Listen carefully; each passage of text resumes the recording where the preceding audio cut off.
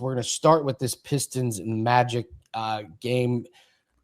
They still have Detroit as the favorite here, -4 over under 210. The books are not coming off this Detroit is going to be the favorite. How do you break this game down?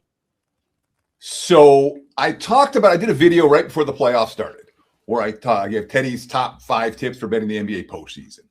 And one of those tips was when a series is mispriced in game 1, it's going to be mispriced the whole way. And this series has felt that way.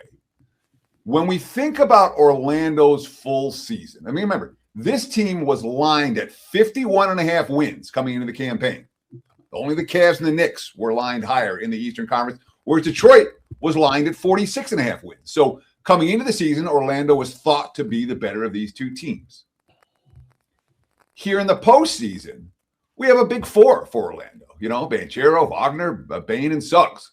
A big 3, even with Wagner out. And that certainly has affected this point spread, as you mentioned on the Odds Logic live odds screen, with Detroit -3.5/ -4 road chalk. It is worth noting that Orlando is still favored to win the series.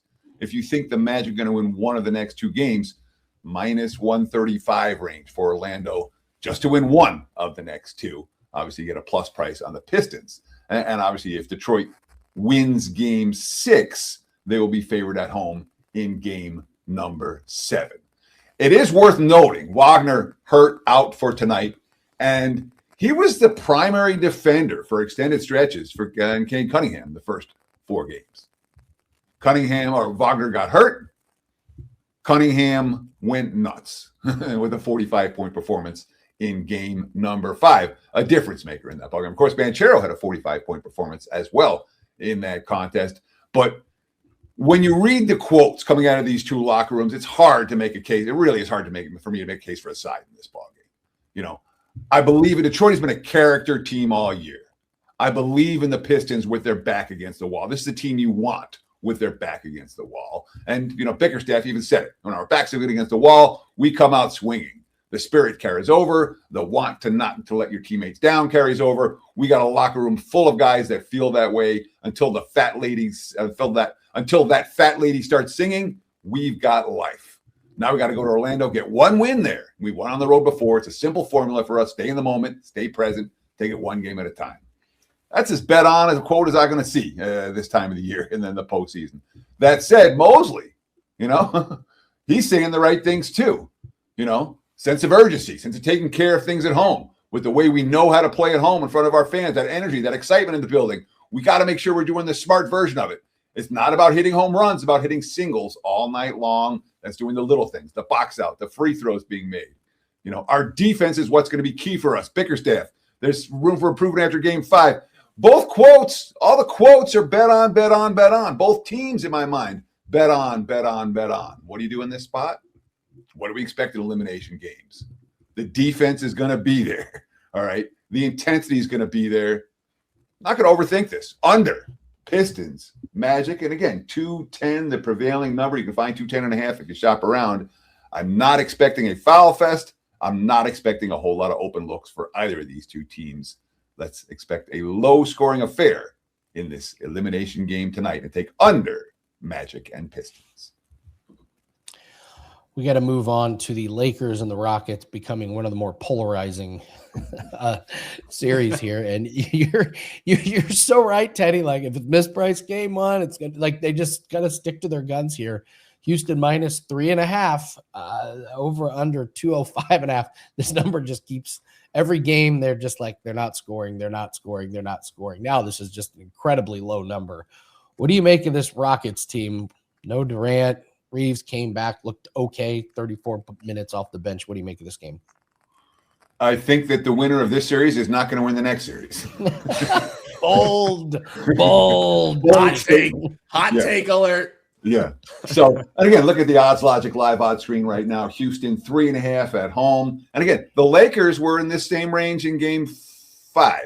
So the markets are now saying these 2 teams are basically even. With Durant out and with Luka out, they're saying, maybe the Rockets are a little bit better, but not a whole lot better. Even though, obviously, in the early in the series, we had Houston laying a price when they were playing in LA. And LA won those first 2 games at home. Then they stole game 3. I mean, Houston melted down in the last 40 seconds. But the last 2 games, really the last 3 games, the Rockets have clearly been the better team, even without Durant in the lineup. And if it wasn't for that final meltdown over the last 40 seconds, Houston would be in position to clinch this series at home tonight. The return of Austin Reeves did not make the Lakers any better. They were slightly out of sync on both ends of the court, and particularly on the defensive end of the court. It certainly was not the Lakers' best performance in game number 5. You know, and we talked about all the learning curves for Houston. And Houston right now is a really young lineup, unbelievably young lineup.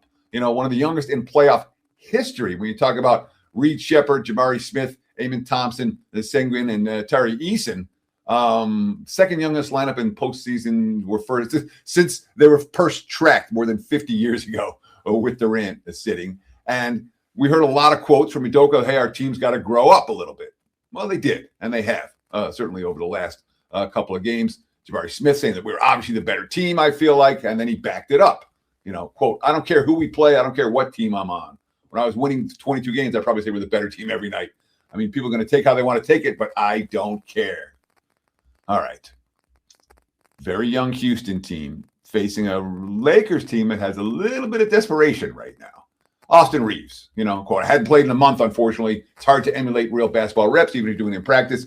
It's really hard to get the same feel. So, yeah, I got a little tired in the second half, but it's something I got to push through. I don't have the liberty to play a couple of warm-up games. I got tossed back in the fire on Friday.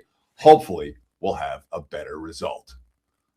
This sure feels like it's going to go 7, doesn't it? It feels like that way to me.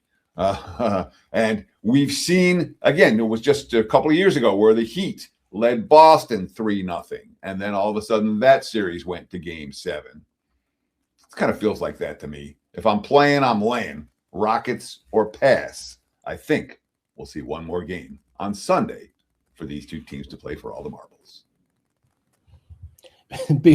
Wonder what the average age would be if you added Durant. Would they go from like the youngest team to like not even in the top 20? Middle, yeah. With one guy. One move. Added to later. Roy is asking, when is Luka back? The only thing I saw was yesterday they posted he may not come back until game 3 or 4 of the next series. Yeah. That's the only thing. And that's a best case scenario. Yeah, that feels aggressive. Yeah, I would not expect to see Luka. I don't expect the Lakers to win the next series. If they win this one, I don't expect to see Luka again this year. If we do, it'll be when the Lakers are facing a deficit. Yeah. So, real quick here, Teddy, thoughts on 76ers, Celtics? I like the 76ers a little bit yesterday. I certainly didn't expect that kind of performance, but Embiid, Paul George, they just look a little bit good. And then Tatum goes out with a little bit of an injury. Are you sounding the alarms if you're a Boston fan? Yeah, sure you are. You know, so there was a Jaylen Brown quote after game 4 that he said, we just got to win one of the next 3. And if ever there's like, that's one of those quotes that just jumps because you're like, no, we're going to close out this game in game 5 tonight. You know, that's the quote you're looking for. When you're like, oh, we got to win one of the next 3. Guess what? You're playing 3 games now instead of playing 1. And again, we talk about teams being an undervalued commodity. Like Orlando is a team that was lined at 51.5 wins coming into the season, underachieved all year. But the playoffs roll around, and all of a sudden they're like, hey, this team's better than their record would indicate. Philadelphia is absolutely that team. All right. The Celtics overachieved all regular season. The 76ers underachieved all regular season. Regular season's over now. Yeah, there's a chance the Thunder and Spurs just waltz into this Western Conference final. Like, I mean, this depleted Minnesota team, this Lakers and Rockets. So that could be pretty fun, though. You get those two teams at 100% health. So we'll see. What do you have up for everybody, Teddy? Bounce Back Friday. Let's do this. Yeah, I mean, I have a 3-pack up and available right now. The baseball's been great. 14-4 of the last 18 MLBs, and I'm 67% in MLB, counting every play since last September. So it's really been good. And of course, even with the loss last night, still 60% here in the NBA, or right in a 60% NBA playoff run.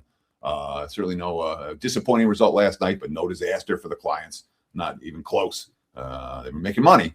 So 3-pack up for tonight, 1 in the NBA, 2 in MLB. Check it out right now on my homepage, wt.buzz/TC. Let's see if we can make some money. But really, don't buy a play. The packages you were talking about, that, buy 3-day package is a great deal. What was the summer deal that you were talking about? Buy 30 days and get 10 free and take $100 off. That's a good deal. Check it out right now. wt.buzz/TC.